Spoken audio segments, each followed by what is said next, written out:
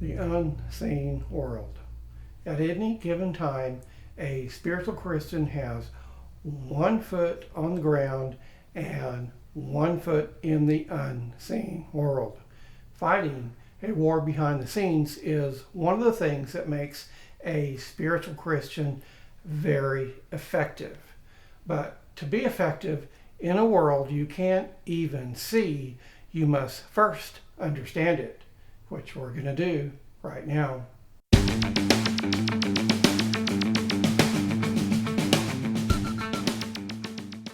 Hey, I'm author Mike Ramsey, and this is Mike Ramsey Books, where I show people how to transform their ordinary relationship with God into a spiritual one.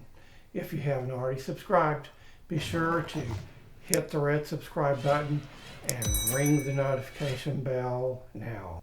In the unseen world, there are angels and other heavenly beings. There is also the evil one and his band of evils, and there is the dead, which we're not concerned with because they do not have power. Although our focus today isn't angels, we can learn much about demons from angels. As discussed in the previous video, angels and demons are of the same species. They were the former inhabitants of the earth prior to the first destruction of the world, long before the creation of Adam and Eve. These are ancient beings, beings who've lived not for decades, not centuries, but millenniums, beings who've seen it all, literally, beings who watch and study us. They know things we don't. They know our friends, enemies, and our fathers who lived before us. And to some extent, they also know the future. But they don't know all things. Many things are still very much a mystery to them. And by the way, the pyramids and the Sphinx were not built by Egyptians. Nothing against Egyptians. But they did not have the technology or the manpower to have achieved such a monumental, technologically precise project. Not only was it beyond their capabilities, it is beyond our current capabilities. What we're seeing today is nothing more than a remnant of a previous civilization that has been adopted by the current one. It's clear there is a hierarchy of angels. Michael, the archangel who's mentioned numerous times throughout the Bible, is the commander of an army of angels. This is indicative of an organizational structure.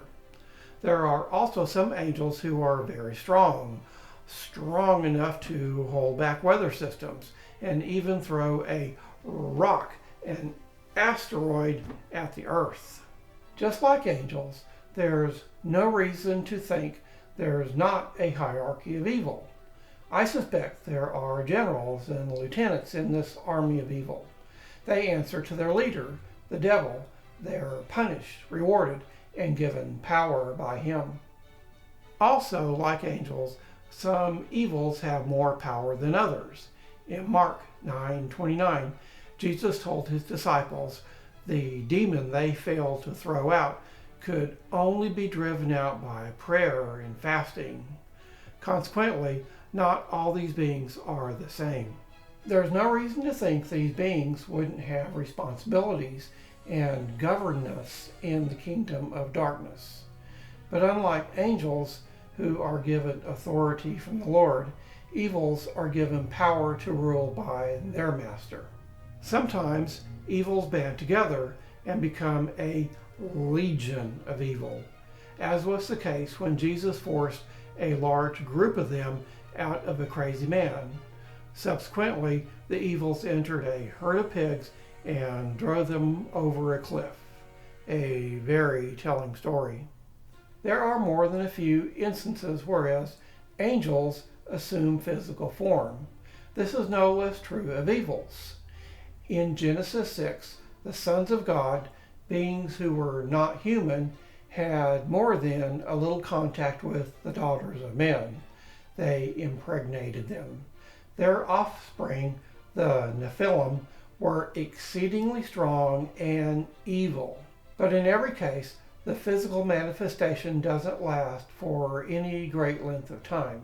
Now, all this stuff is very interesting, but what's the point? Isn't it enough just to know about Jesus?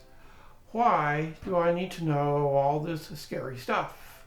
In Acts 19, there were Jews attempting to drive out evil spirits. Even though they were attempting to do it in the name of Jesus Christ, they weren't known to the evils. Thus, they received a severe beating. By the way, that's another physical manifestation. As a spiritual Christian, you must constantly remember to don your spiritual glasses. Isn't this what Jesus did when he met people whom everyone else said was crazy? But unlike everyone else, Jesus quickly realized there was something going on behind the scenes. That is, something going on in the unseen world. Certainly, there are organic causes of disease and mental illness, but not always. Sometimes there's something else medicine can't cure. But moreover, when you come to the realization that evil forces are in play, their handiwork becomes increasingly more apparent. Ideologies sweeping the nation are oftentimes a product of something evil. A powerful spirit who instills his political agenda on a willing and influential subject can wreak havoc on society. It can, will, and does lead to war and oppression. A godless man or woman with no convictions and no faith in God is a sitting duck, an easy target for these things. People who buy into their brand of evil, even if it seems like they're doing the right thing, are also under the influence of evil. As a spiritual Christian, you must take every thought captive to the obedience of Christ. 2 Corinthians 10:5. That includes every ideology, because it is our objective to walk exclusively under the authority of Jesus Christ. Therefore, just as much as you reject sin, you must reject wicked ideologies that have their roots in evil spirits. And there's more. As your spirit grows strong and becomes more spiritually adept, the wiles of the devil become ever more apparent. Consequently, we who are the light of the world, because we walk in the light of the world, Jesus Christ, must reject every form of evil. And not only must you reject it, you must stand against it. And not only must you stand against it, you must fight it in the unseen world, which we'll talk more about in a future video. Next time, next step. Again, if you haven't already subscribed, be sure and do so now so you don't miss a single video. Can't wait until next time. Like me on Facebook and visit me at michaelramseybooks.com.